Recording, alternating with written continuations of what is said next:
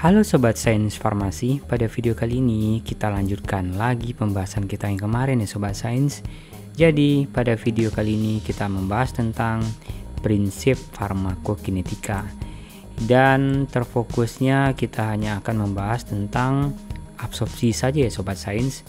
Tapi seyogianya ini merupakan 4 bagian ya Sobat Sains. Ada 4, jadi di situ ada absorpsi, distribusi, metabolisme, dan ekskresi. Namun untuk mempersingkat pada pembahasannya, kita akan membahasnya satu persatu saja ya Sobat Sains. Jadi pada video kali ini kita hanya akan fokus ke topik bahasan absorpsi saja. Oke. Sebagai yang kita ketahui ya Sobat ya, untuk yang kita ketahui itu prinsip daripada farmakokinetika, kita wajib tahu dulu di mana farmakokinetika merupakan setiap proses yang dilakukan oleh tubuh terhadap obat, yaitu proses terjadinya absorpsi, distribusi, metabolisme, dan ekskresi itu sendiri. Jadi di sini bisa ditekankan ya Sobat Sains, ini kata kunci adalah sebuah proses dan itu dilakukan oleh tubuh terhadap obat.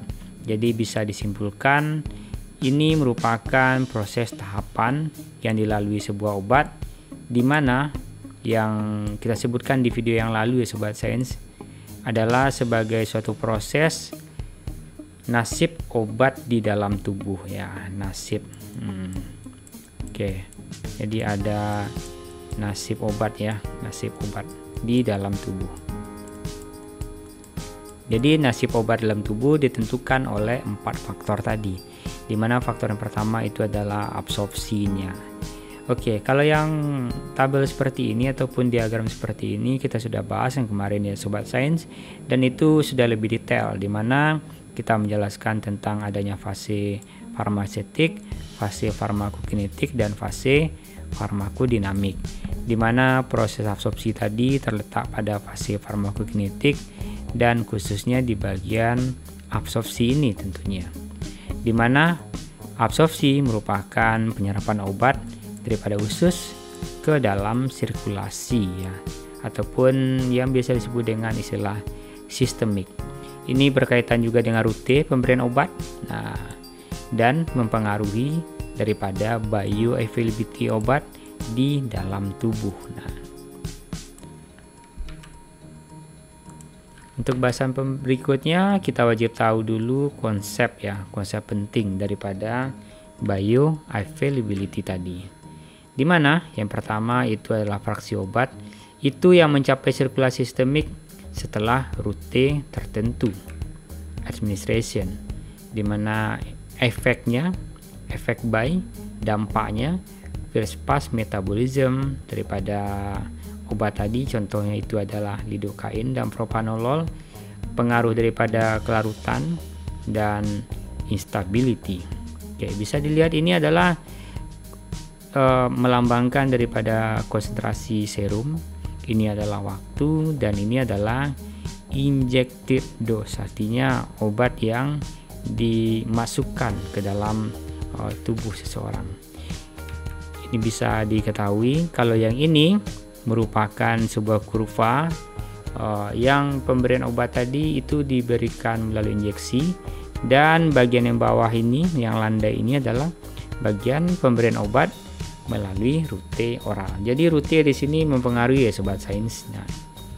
Next lagi kita masuk ke bagian selanjutnya, di mana di sini kecepatan obat meninggalkan bentuk sediaannya dan proses absorpsi terjadi akan menghasilkan ketersediaan hayati dan bagian-bagian lainnya. Dan bioavailability tadi ataupun ketersediaan hayati tadi ya Sobat Sains, yaitu sebuah proses ataupun yang dilalui oleh obat tadi yang dilambangkan dengan presentasi obat secara utuh mencapai sirkulasi umum untuk melakukan pekerjaannya, dan obat akan berkurang kadarnya melalui mekanisme tertentu. Yang pertama itu adalah gangguan ataupun ketidaksempurnaan daripada proses absorpsi itu sendiri di dalam saluran cerna. Yang kedua adalah proses metabolisme tahap pertama atau yang biasa disebut dengan first pass metabolism. Dan itu mungkin kita akan bahas di next video juga ya Sobat Sains. Dan obat yang diabsorpsi usus dibawa di dalam darah dan menuju ke hati dan mengalami yang namanya metabolisme. Dimana kalau ini kita akan membahasnya nanti di next saja ya Sobat Sains, supaya bahasannya tidak terlalu panjang. Oke.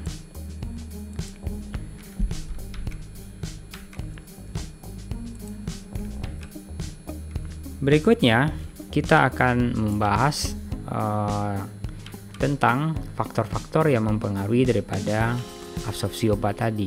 Yang pertama adalah rute pemberian. Rute pemberian itu memberikan dampak ya, berdampak faktor terhadap absorpsi tadi. Misalnya di slide yang sebelumnya kita bisa melihat perbandingan antara obat yang diberikan secara injeksi dan obat yang diberikan secara oral. Yang ini tadi ya Sobat Sains. Oke.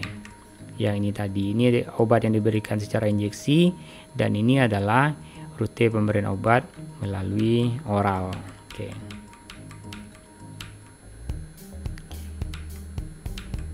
Dan yang kedua adalah ada atau tidaknya makanan dan minuman yang diberikan bersama obat.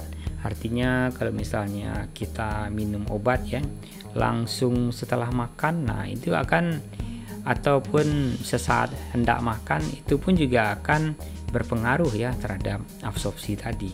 Ya tergantung dari rute tadi. Kita tahu ya sebelumnya ya Sobat Sains, rute cara pemberian ataupun waktu pemberian obat tadi dibagi menjadi 3 bagian.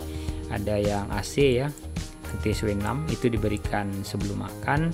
Ada yang Durante 6 ataupun DC itu diberikan pada saat sedang makan, dan ada yang terakhir itu PC ya, PC push 6 itu diberikan sesudah makan. Ini mempengaruhi ya, mempengaruhi daripada proses absorpsi itu sendiri. Nah di situ.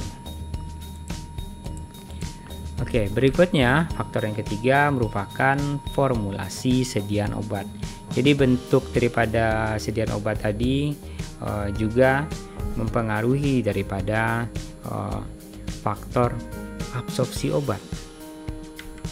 Dan berikutnya itu keberadaan daripada permukaan absorpsi tadi, apakah dimungkinkan absorpsi dalam waktu yang singkat ataukah butuh waktu yang lama. Dan ini penting ya Sobat Sains. Dan berikutnya kecepatan aliran darah di usus halus. Ini pun juga mempengaruhi daripada proses absorpsi obat. Yang berikutnya adalah tentang keasaman lambung. Nah, jadi semakin turun ataupun semakin asam lambung tadi, ini pun juga akan berpengaruh terhadap kecepatan absorpsi obat. Jadi ada kondisi-kondisi tertentu yang mendukung daripada absorpsi tadi, dan itu diperlukan untuk tercapainya suatu keadaan ataupun kondisi absorpsi yang betul-betul optimum. Berikutnya adalah keadaan modalitas GI ataupun gastrointestinal, dan ini sudah dibahas ya di video sebelumnya. Dan bagian-bagian ini jadi ada total 1, 2, 3, 4, 5, 6, 7. Jadi ini merupakan 7 bagian faktor yang mempengaruhi daripada absorpsi obat itu sendiri. Oke. Dan berikutnya kita masih membahas absorpsi, di mana ini kita membahas rute ya. Jadi rute pemberian obat itu mempengaruhi laju dan tingkat penyerapan obat itu sendiri. Ini ada dibagi menjadi 3 bagian ya Sobat Sains. Ada yang enteral, ada yang parenteral, dan ada yang topikal. Dimana kalau yang enteral tadi ya Sobat Sains itu bisa oral ya, bisa oral dan lain-lain tadi ya Sobat Sains. Kalau yang parenteral itu bisa injeksi. Nah, bisa injeksi dan lain-lain tadi, bisa intravena, intramuskular, subkutan, dan lain-lain ya Sobat Sains. Kalau yang topikal tadi itu pemberian obat melalui rute kulit tentunya. Dan berikutnya kita masih membahas tentang rute tadi. Nah, ini terfokus pada rute enteral ya. Jadi obat tadi yang diserapkan ke dalam sirkulasi sistemik melalui mulut ataupun oral ataupun mukosa, usus halus ataupun dubur di sini. Ini masuk kategori rute enteral. Dimana kalau di sini kami tuliskan ada rutenya oral, sublingual, bukal dan rektal. Itu masuk kategori enteral. Oke. Yang berikutnya di sini ada faktor parenteral ya, atau rute pemberian secara parenteral. Itu yang pertama itu kategorinya intravena, intramuskular, subkutan, intradermal, intratekal. Sebenarnya masih banyak lagi ya tipe-tipe pemberian yang lain tentunya. Yang terakhir di sini adalah yang saya tuliskan intraartikular. Artinya ini lebih cepat pemberiannya ke dalam sirkulasi darah ataupun tercepat pemberiannya ke dalam sirkulasi darah. Oke. Berikutnya itu adalah tentang rute topikal. Ini pasti kita berhubungan dengan kulit tentunya di sini.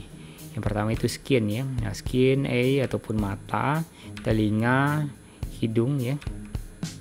Nah, inhalasi ataupun melalui paru-paru, vagina dan lain-lain.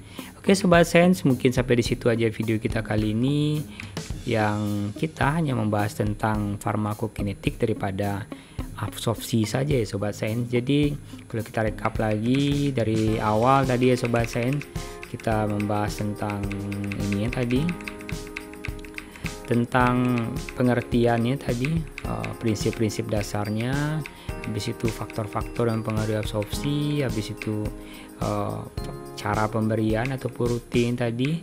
Dan ini semua ya, sebenarnya cukup simpel sekali ya Sobat Sains. Jadi dengan pemahaman yang seperti ini mungkin akan membuat proses pembelajaran kita mungkin akan lebih maksimal lagi, terutama di era pandemi seperti saat ini. Oke Sobat Sains, terima kasih kepada kamu yang sudah nonton video ini sampai habis, dan sampai jumpa di video selanjutnya.